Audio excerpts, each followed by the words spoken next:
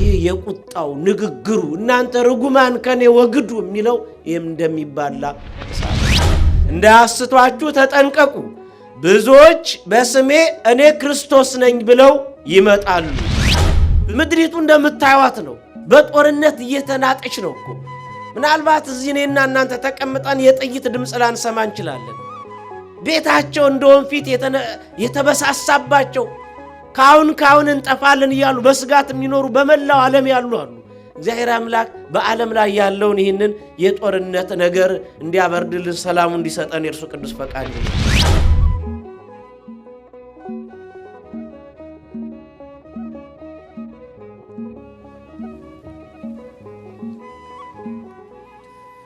በስመ አብ ወወልድ ወመንፈስ ቅዱስ አሐዱ አምላክ አሜን።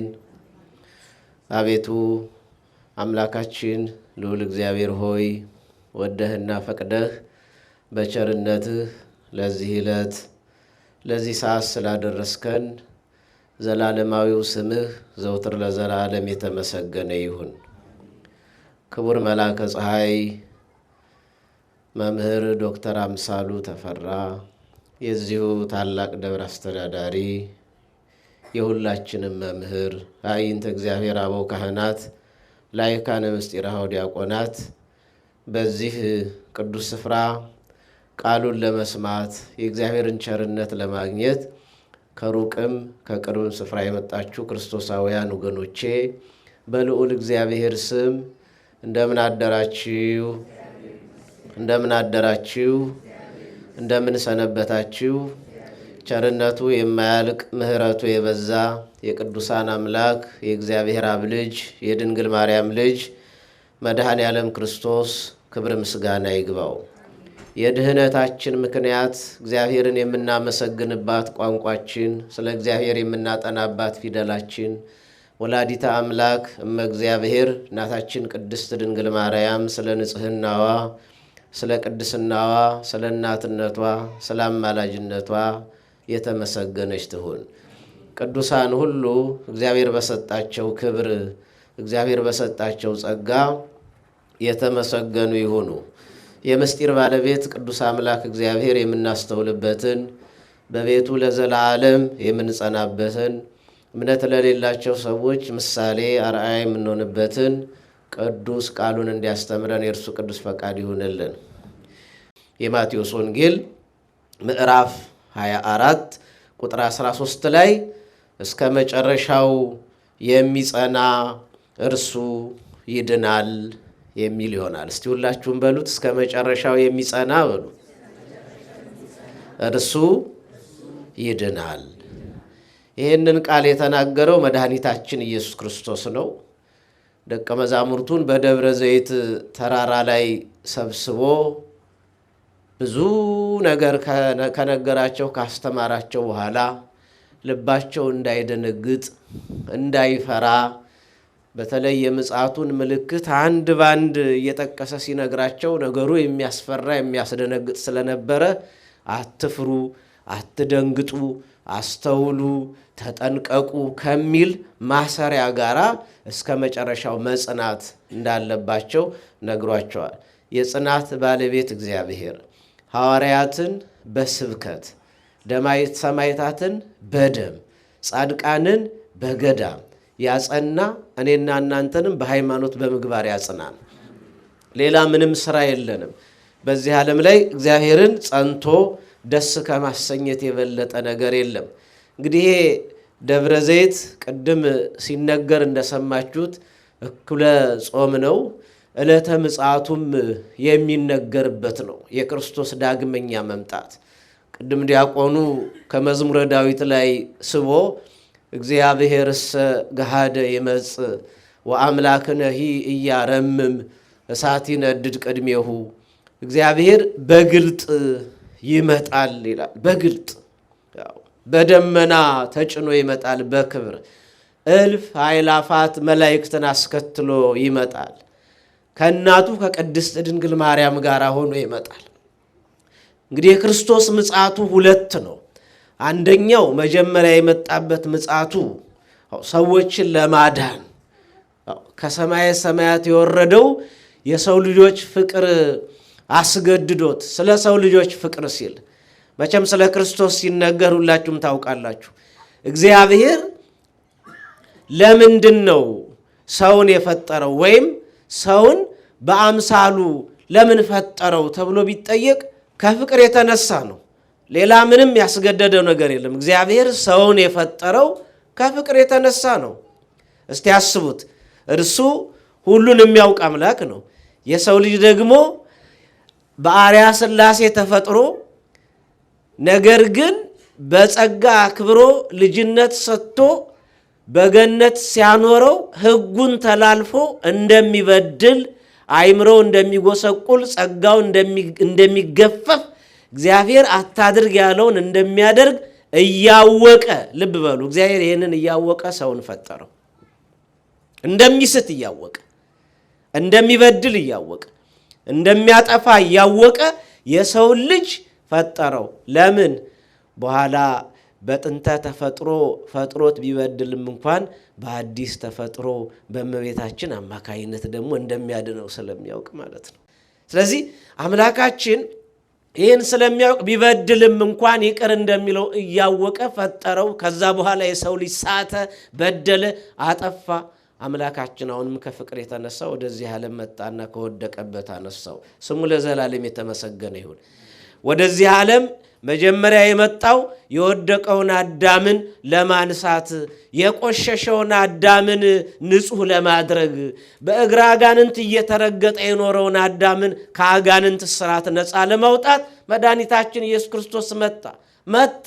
ስለኛ ተራበ፣ ተጠማ፣ ታመመ፣ መከራ ተቀበለ፣ መስቀሉን ተሸከመ፣ ቤት መሄድ እንዳለብን አስተማረን። የመጀመሪያው አዳም ያበላሸውን መንገድ ዳግማዊ አዳም ኢየሱስ ክርስቶስ መንገዱን አስተካከለልን። በመጀመሪያው አዳም የነበረብን ጨለማ በዳግማዊ አዳም በክርስቶስ ጠፋ። እሱ ሲመጣ ብርሃን ነው። ብርሃን ወደዚህ ዓለም ይመጣ ነበረ። ሰዎች ግን አላወቁትም። ብርሃን ሲመጣ ጨለማ ይሸሻል።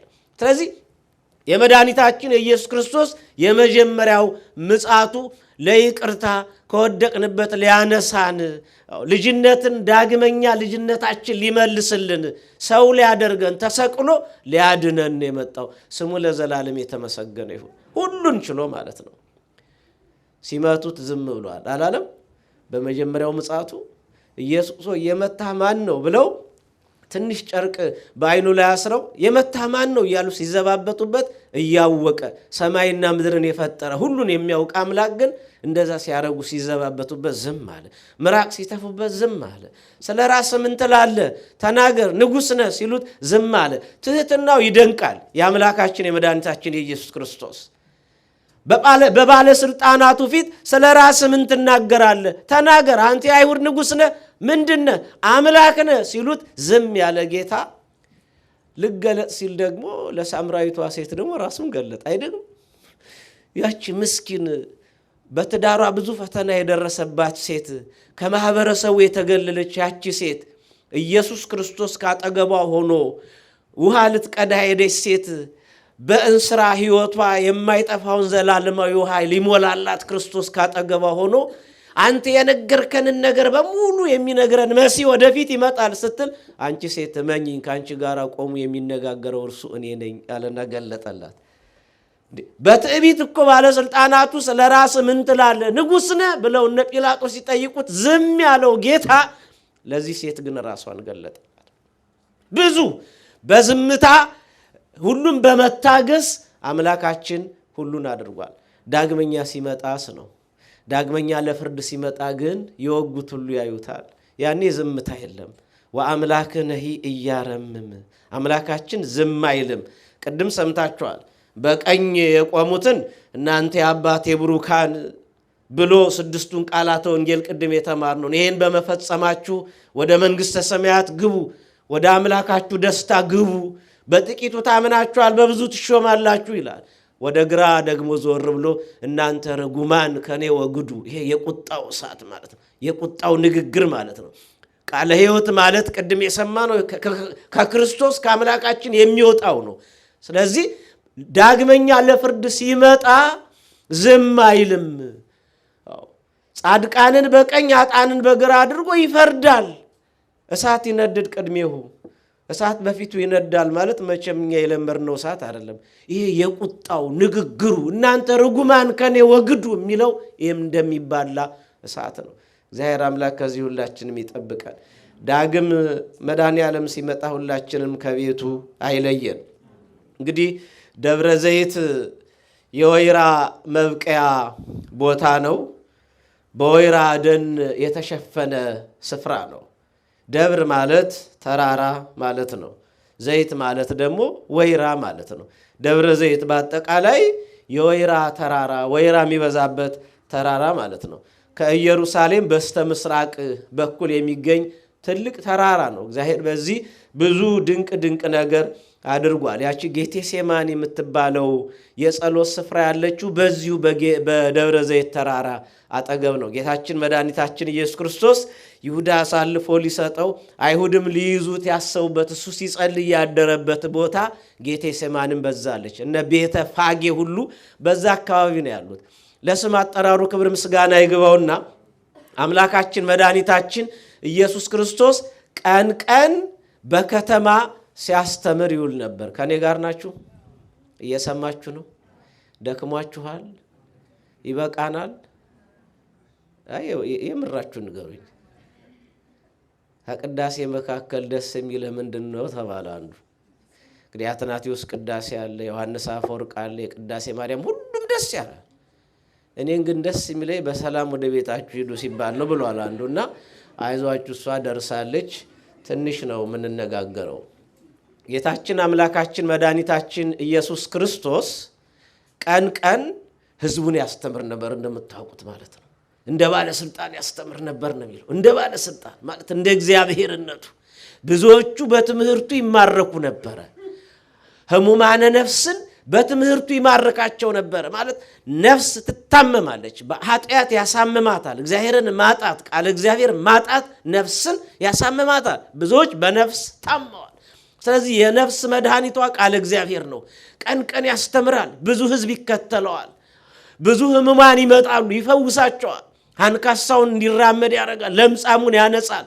ይህን ሁሉ አድርጎ አምላካችን መድኃኒታችን ኢየሱስ ክርስቶስ ማታ ማታ ደግሞ ወደ ደብረ ዘይት ተራራ ሄዶ በዛ በዋሻ ውስጥ ደግሞ ሲጸልይ ያድራል። አይገርምም? አሁን እሱ አምላክ ነው። ስላስተማረ ስለፈወሰ ጸሎት ለምን ያስፈልገዋል? ለእኛ ሲያስተምረን ነዋ።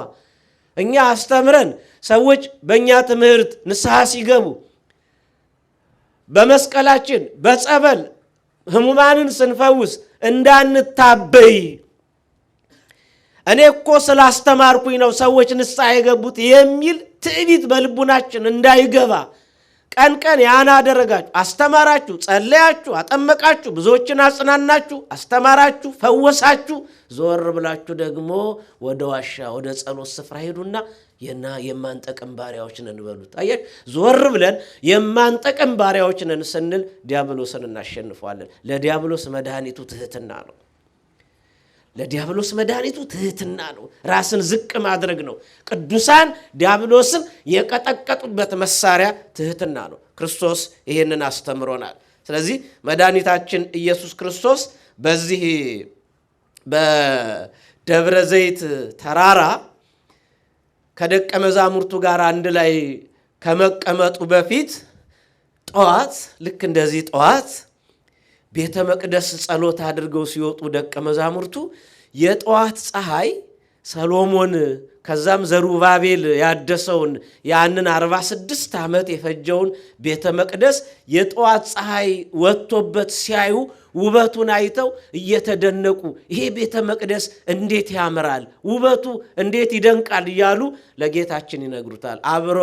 ጌታችንም አብረው እንዲያደንቅ ፈልገው ማለት ነው። ጌታችን ግን ድንጋይ በድንጋይ ላይ ሳይፈርስ አይቀርም። ይሄ የምታዩት ቤተ መቅደስ እንዲህ ቢያምርም መፍረሱ አይቀርም። ሁለተኛ ደግሞ አንድም ስለ ራሱ ቤተ መቅደስ ስለተባለው ሰውነቱም እየነገራቸው ነው። አይሁድ ቤተ መቅደስ የተባለውን ሰውነቴን ያፈርሱታል፣ ይገሉኛል፣ ግን በሶስተኛው ቀን አስነሳዋለሁ ብሎም የተናገረው ራሱን የቻለ ነገር አለ። ታዲያ መድኃኒታችን ኢየሱስ ክርስቶስ ወደ ደብረ ዘይት ተራራ ፈጥነው ሄዱና አንድ ጥያቄ ጠየቁት። ይሄ መቼ ይሆናል? የመምጣትህ ነገር መቼ ነው? ምልክቱስ ምንድን ነው? ሁለት ጥያቄ ነው የጠየቁት። አንደኛ መቼ ነው የምትመጣው ዳግመኛ? ሁለተኛ ስትመጣ ምልክቱ ምን አይነት ነው? ምን አይነት ምልክት ይታያል ብለው ጠየቁት። የተወሰኑትን ምልክቶች ብቻ ነው ካለን የሰዓት አንጻር የምንመለከተው። ጌታችን የመጀመሪያውን ባጭሩ ነው የዘጋው። መምጫህ መቼ ነው ብለው ሲጠይቁት የምመጣበትን ቀን ከአብ በቀር ወይም ከእግዚአብሔር በቀር የሰው ልጅ አያውቅም ቀኗን ብሎ ተናገረ። ከኔ ጋር ናችሁ? እየሰማችሁ ነው? መናል የጌታችንን መምጫ ቀን ተዉት። የምንሞትበትን ቀን ታውቃላችሁ?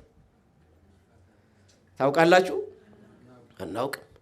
ንበሩ ድለዋኒክሙ ተብሎ የተነገረው ለዚህ ነው። ተዘጋጅታችሁ ጠብቁ የተባለው ልክ አመጣጡ እንደ ሌባ ነው። ሌባ እንደምታውቁት በዚህ ሰዓት ነው የሚመጣው አይልም። እዚህ ሀገር እንኳን ሌባ አይኖር አይታወቅም። ኢትዮጵያ አለ አይደለም ሌባ እንደዚህ ያደፈጠ ይመጣ። አቶ ከሌ በሚቀጥለው ሳምንት በዚህ ሰዓት በዚህን ቀን እመጣለሁና ቴሌቪዥኑን ተሸክሜ ስለምሄድ ጠብቀኝ ይላል ሌባ? አይልም። ሌባ ወይ እኩለ ሌሊት ይመጣል ወይ በጠራራ ፀሐይ ይመጣል። ድንገት አሳቻ ሰዓት ላይ መጥቶ ይዘርፋል። ዕለተ ሞትም እንዲሁ ነው። ባልጠበቅነው ሰዓት ድንገት ይመጣል። ነዋሪ ነን ብለን ራሳችንን እንትን ባልንበት ሰዓት ድንገት ይመጣና ይወስደናል። ለዚህ መድኃኒቱ ምንድነው? ሁል ጊዜ ተዘጋጅቶ መጠበቅ ነው። ስለዚህ ልክ በኖህ ዘመን እንደሆነው ነው አለ።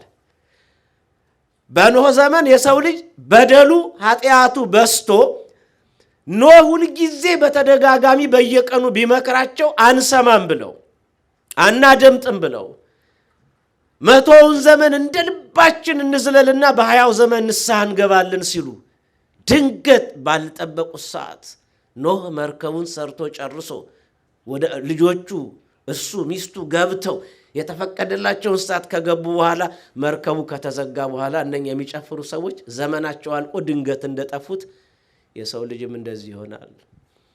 ድንገት ሁሉ ነገር ድንገት ያበቃል። ለዚህ ነው የቤተ ክርስቲያናችን አባቶች ጌታችን ይመጣል ተብሎ ከሚጠበቅበት መካከል አንዱ ይሄ ደብረ ዘይት ነው። ሁለት ጊዜ ቤተ ክርስቲያን ምጽአቱን ታስባለች። አንዱ ደብረ ዘይት ነው፣ ሁለተኛው ደግሞ በጳጉሜ። በሁለቱም ቀን አይታችሁ ከሆነ ሲቀደስ እግዚአብሔር ሰገሃደ ይመጽእ ወአምላክን ያረምም የሚለው የዳዊት መዝሙር ይዘመራል፣ ይሰበካል። ለምን? በዚህ ወቅት ነው አባቶቻችን ክርስቶስ በደብረ ዘይት ይመጣል። ዕለቱም ዕለተ እሑድ ነው። ዘመኑ ዘመነ ዮሐንስ ነው።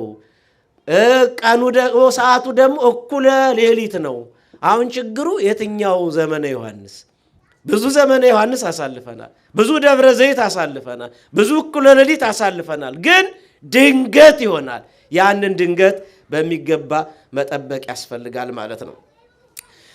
አንተ ስትመጣ ከመምጣት በፊት ምልክቶቹ ምንድናቸው ብለው ጠይቀውታል። አንደኛ ሐሰተኛ ክርስቶሶች ይነሳሉ ብሏል። ምኖች ይነሳሉ? የተወሰኑትን ምልክቶች ነው መነግራችሁ ከኔ ጋር አሁኑ። ምኖች ይነሳሉ? ሐሰተኛ ክርስቶሶች። ስለዚህ ጌታችን ምን ብሏል? ተአቀቡኬ መሐሳውያነ ነቢያት ብዙሃን ይመጽኡ በስሜ እንዘ ይብሉ አነ ውእቱ ክርስቶስ። እንዳያስቷችሁ ተጠንቀቁ፣ ብዙዎች በስሜ እኔ ክርስቶስ ነኝ ብለው ይመጣሉ፣ ብዙዎችንም ያስታሉ። ስለዚህ ከሐሰተኛ ክርስቶሶች ተጠበቁ። ወይም ሐሰት የሆነ የክርስቶስን ትምህርት ክርስቶስ ያላስተማረውን፣ ክርስቶስ ያልተናገረውን፣ ክርስቶስ ያላስተላለፈውን መልእክት ይዘው የሚመጡ ከዚህም ከፍ ብለው እኛ ራሳችን ክርስቶስ ነን ብለው ከሚመጡት ራሳችሁን ጠብቁ ይላል። ይሄም ወደፊት ለሚነሳው በዮሐንስ ራእይ ላይ ለተገለጠው ለዛ አውሬ መንገድ ጠራጊ በመጨረሻ ሐሰተኛው ክርስቶስ ሐሰተኛው መሲህ ይነሳል። እሱ እስኪመጣ ድረስ ብዙ ውጣ ውረድ ይደርሳል። ስለዚህ ይሄንን ታያላችሁ፣ ከሐሰተኛ ክርስቶሶች ራሳችሁን ጠብቁ ብሏል። እኛ ኢየሱስ ክርስቶስን እዚህ አግኝተነዋል። ኢየሱስ ክርስቶስን ሁሌ እንሰማዋለን። ኢየሱስ ክርስቶስ ሁሉ ጊዜ እዚህ እየተፈተተልን እንበላለን እንጠጣለን። ሌላ ክርስቶስ የለንም። ባመንነው ወልድ ዋህድ ብለን በጸናንበት በሱ ታምነን እንድንኖር ሁላችንም ይርዳል። ሌላ ሁለተኛው ምልክት ጦርነት ነው። እግዚአብሔር ከጦርነት ይጠብቃል። በዚህ ሰዓት ብዙ ነፍሳት እንደሚጨነቁ ታውቃላችሁ። በሰላም ቤታቸው ተቀምጠው ድንገት መጥቶ በድሮን ሲያጠፏቸው፣ ድንገት የሚመጣ ጀት ሚሳኤል መጥቶ ሲፈጃቸው እንደዝም ብለን እንደ ዜና ስንሰማው እኛ ይቀለናል አይደለም? እናትና ልጅን ሲለያይ፣ ባልና ሚስትን ሲለያይ፣ ሕፃናትን ሲፈጅ ጦርነት እንደምታዩት ነው። ጦርነትን የጦርንም ወሬ ተሰሙ ዘንድ አላችሁ። ይሄ ሊሆን ግድ ነው እና ተጠበቁ፣ አትደንግጡ። ዳሩ ግን መጨረሻው ገና ነው። ሕዝብ በሕዝብ ላይ፣ መንግስት በመንግስት ላይ ይነሳል። ይሄንን አይናችን አላየም? አላችሁ ምእመናን? አይናችን አላየም? ጆሮአችን በየቀኑ እየሰማ አይደለም? መንግስት በመንግስት ላይ፣ ሕዝብ በሕዝብ ላይ ጦርነት፣ ፍጅት፣ ሰላም አጥተናል እኮ ዛሬ። ምድሪቱ እንደምታዩት ነው። በጦርነት እየተናጠች ነው እኮ። ምናልባት እዚህ እኔና እናንተ ተቀምጠን የጥይት ድምፅ ላንሰማ እንችላለን። ቤታቸው እንደ ወንፊት የተበሳሳባቸው ካሁን እንጠፋለን እያሉ በስጋት የሚኖሩ በመላው ዓለም ያሉ አሉ። እግዚአብሔር አምላክ በዓለም ላይ ያለውን ይህንን የጦርነት ነገር እንዲያበርድልን፣ ሰላሙ እንዲሰጠን የእርሱ ቅዱስ ፈቃድ ይሁንልን። ሌላው ሶስተኛው ረሃብ ነው። እግዚአብሔር ከረሃብ ሁላችንም ይጠብቀን። ረሃብ ምን ብሏል አምላካችን መድኃኒታችን ኢየሱስ ክርስቶስ? ረሃብም ቸነፈርም በልዩ ልዩ ስፍራ ይሆናል አለ። ከኔ ጋር ናችሁ? በደንብ ስሙኝ። ዛሬ በልታችሁ የተረፋችሁን እንደምትደፉት አይደለም። ትላንት ተናግሬያለሁኝ። ምንም የሚበላ የሚቀመስ የሌላቸው በሀገራችን በኢትዮጵያ እንዲሁ እየተደበቀ ነው እንጂ በብዙ ሚሊዮን የሚቆጠሩ ወገኖቻችን በረሃብ አለንጋ በየቀኑ ይገረፋሉ። ዳቦ ብርቅ የሆነባቸው፣ ምናልባት ጠዋት በልተው ከዛ በኋላ ላይበሉ የሚችሉ በተስፋ የሚኖሩ።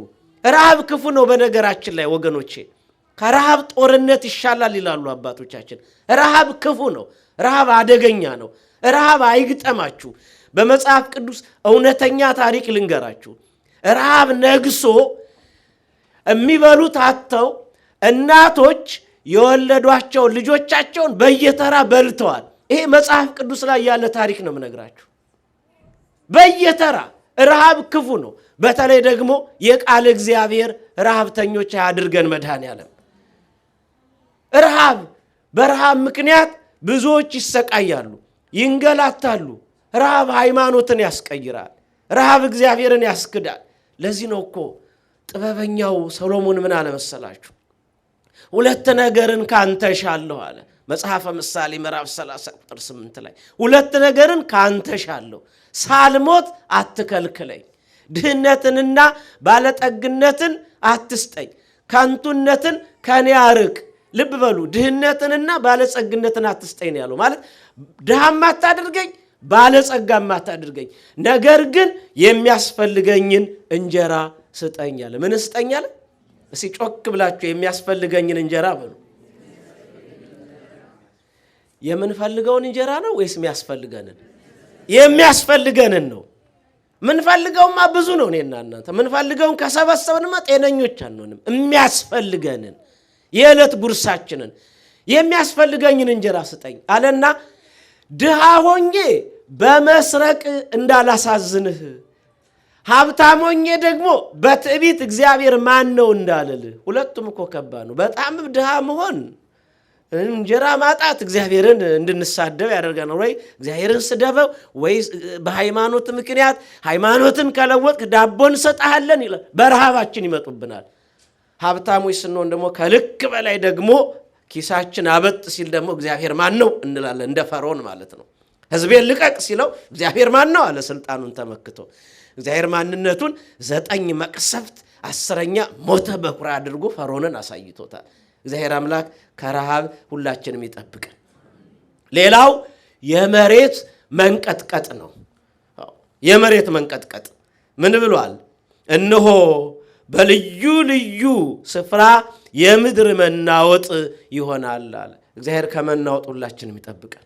ትንሽ እኮ ስትንቀሳቀስ ያለብን ፍርሃት ባለፈው ታውቃላችሁ ቱርክ ላይ በቅርብ ነው 1-2 ዓመት 3 ዓመት ቢሆን ነው ቱርክ ላይ የመሬት መንቀጥቀጥ ሆኖ ስንት ቱርካውያን ወገኖቻችን እንዳለቁ በጃፓን በመላው ዓለም ኢትዮጵያን ጨምሮ አፍሪካ ውስጥ ብዙ የመሬት መንቀጥቀጥ አጋጥሞ ብዙ ወገኖቻችን ወድሟል። ይሄ እንደ ምክንያት ነው። ወደፊት ግን ይቀጥላል። እግዚአብሔር ምድራችንን ሰላም ያድርግልን። አቤትኛ ትንሽ ነው እኮ የሚበቃን። እቺ አንዳንዴ መሬት አይበቃንም። እኔና እናንተ መሬቱን ስንረግጥ ያኔ ያቺ መሬት ከድታን ተሰነጣጥቃ እኮ እንጠፋለን። ስለዚህ እግዚአብሔር ከኛ ጋር ከሆነ ምንም ነገር ቢመጣ በደስታ ወይም በጽናት መኖር እንችላለን። ስለዚህ የመሬት መንቀጥቀጥ የመሬት መታወክ ይሄ ሌላው ምልክት ነው አለ። ሌላውና ከባዱ ነገር እየተከሰተ ያለው የክርስቲያኖች መከራ ነው። እግዚአብሔር መከራችንን በእውነት ያቀልልን። በዚያን ጊዜ አለ መድኃኔዓለም ደቀ መዛሙርቱን ደብረ ዘይት ተራራ ላይ ሰብስቦ በዚያን ጊዜ ለመከራ አሳልፈው ይሰጧችኋል። ለምን አሳልፈው? ለመከራ አሳልፈው ይሰጧችኋል፣ ይገድሏችኋል። ስለ ስሜ በአሕዛብ ሁሉ የተጠላችሁ ትሆናላችሁ። ይህንን ወንጌል እኮ አርሲ ላይ እኮ አሁን እያየነው ነው። 3 ወር ሆኖታል፣ 1 ወር ሆኖታል። ካህኑ ሲታረድ፣ ምዕመናን ሲታረዱ ለምን?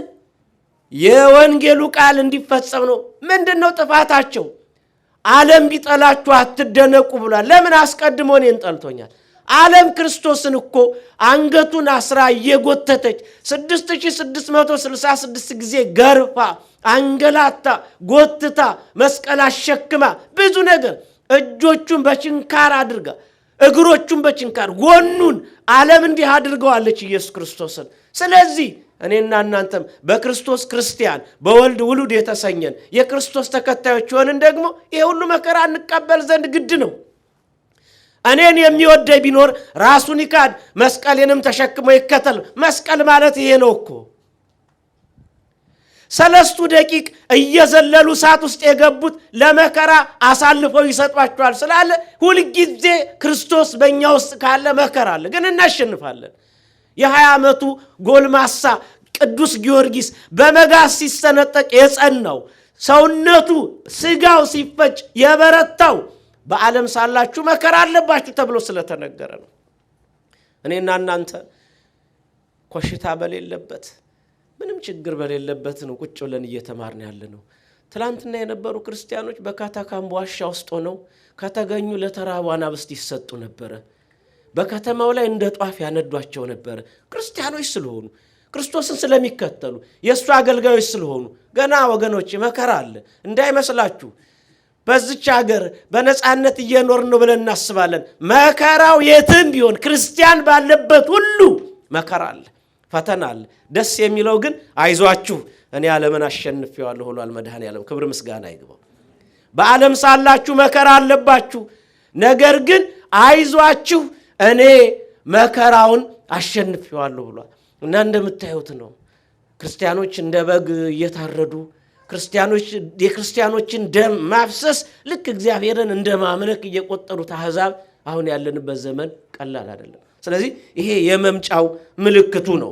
የክርስቲያኖች መከራ፣ የክርስቲያኖች መንገላታት፣ የክርስቲያኖች ብዙ ፈተና ውስጥ መውደቅ አንዱ ምልክት ነው። እየተሰቃዩ ያሉ ወገኖቻችን መድኃኔዓለም ያበርታልን። ሁለተኛ ክርስትና የሚባለውን ነገር አንቀበልም እያሉ አንገታቸው ላይ ያለው ማህተም የሚያስበጥሷቸው እንዳሉ ታውቃላችሁ። ካጠገባቸው አንዱን እንደ በግ ሲያርዱት ያን ስቃይ እያዩ የለም ክርስቲያን አልሆንም እያሉ ብዙዎቹን ሃይማኖታቸው እንዲቀይሩ እያደረጓቸው ነው። ለነሱ መጸለይ ያለብን አሁን የምንተኛበት ሰዓት አይደለም። ይሄ አንዱ ምልክቱ ነው። እግዚአብሔር አምላክ በመከራችን እንዲያጸና እንዲያበረታን የእርሱ ቅዱስ ፈቃድ ይሁንልን። ሌላው ምልክት ጌታችን የነገራቸው የፍቅር መጥፋት ነው። ከአመፃ ብዛት የተነሳ የብዙ ሰዎች ፍቅር ትቀዘቅዛለች። ከኔ ጋር ናችሁ? መና ፍቅር አለን ዛሬ? እስቲ ራሳችሁን ይሁት። እንፋቀራለን? የወደደን ክርስቶስ አለ። ልክ እሱ በወደደ ልክ እርስ በርሳችሁ ተዋደዱ እንዳለ እንዋደዳለን።